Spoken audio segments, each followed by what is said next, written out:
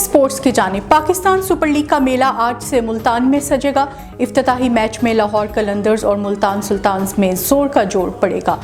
दिफाई champion Lahore Qalandars event का फातिहाना आगाज करने के लिए पुरअज़्म है। मुल्तान सुल्तान्स ने भी जीत पर नजरें जमा ली हैं। चौके पर चौका, छक्के पर छक्का, अब होगा धूम धड़का। क्रिकेट शायकीन के लिए इंतजार की घड़ियां खत्म हो गईं। पाकिस्तान सुपर लीग का मेला सजने को तैयार है। 6 टीमें चमचमाती ट्रॉफी के लिए आज से जान लड़ाएंगी। लाहौर कलंदर्स एजाज का दिफा करेंगे। मैच रात 7:30 बजे शुरू होगा।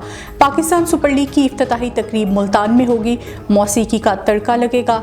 आतिशबाजी का भी शानदार मुजाहिरा किया जाएगा।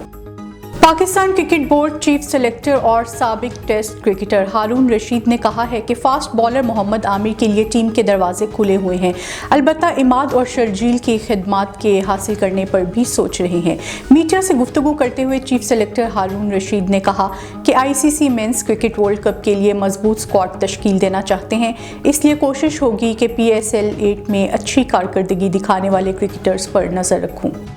स्टार फुटबॉलर मेसी और रोनाल्डो समेत तुर्किया के मुतअद्दिद फुटबॉलर्स ने ज़लज़ला मुतासरीन की मदद के लिए अपनी जर्सियां अतिया कर दी, जिसके बाद रोनाल्डो की जर्सी $2,12,450 में फ़रोख्त हो गई।